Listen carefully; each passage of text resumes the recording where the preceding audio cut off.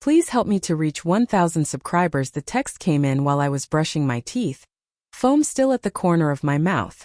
I need to experience other men to know if you're really the one. Otherwise, the ring is off. I stared at my phone like it had bitten me. Read it again. Then again.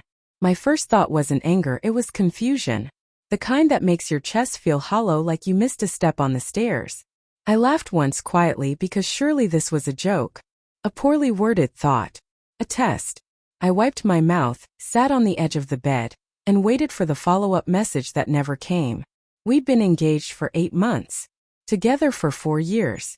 We had a routine Sunday grocery runs, inside jokes, a half-painted spare room we kept calling the future.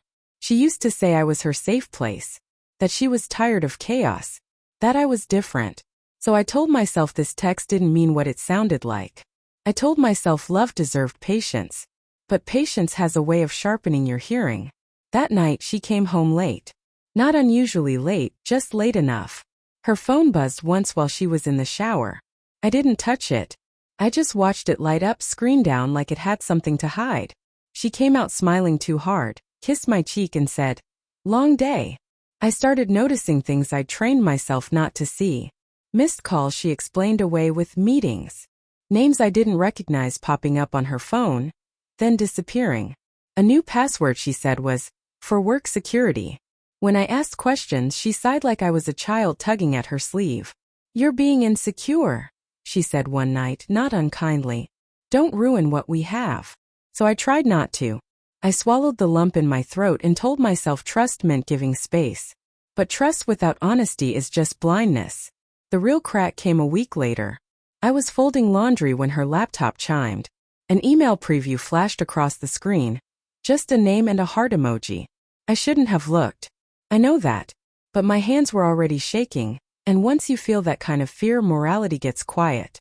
The messages weren't explicit. They were worse. Familiar. Intimate. Inside jokes that used to be ours. Plans disguised as hypotheticals. If we ever. I wish I could. My chest burned like I'd swallowed something corrosive. When she came home I didn't yell. I didn't cry.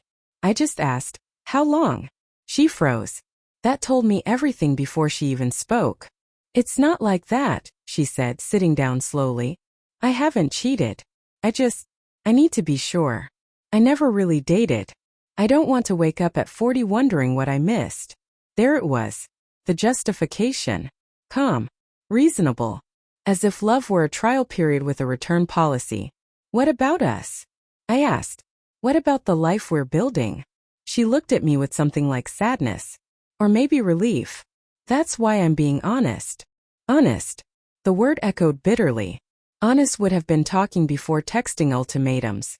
Honest would have been choosing me, not keeping me on hold while she explored her options. That night I didn't sleep. I replayed every memory, every time she'd reassured me, every promise that now felt conditional. I thought about how small I'd made myself trying to be enough for someone already looking elsewhere. In the morning, she asked if I'd thought about her ultimatum. I had. I took the ring from the dresser and placed it gently on the table between us. My hands were steady even if my heart wasn't. "I love you," I said. "But I won't audition for my own marriage." She cried then. Said she didn't mean to hurt me. Said she was confused. Maybe she was. But confusion isn't an excuse to gamble with someone else's devotion. I walked out with a single bag and the strange calm that comes when the worst thing has already happened. It's been months now.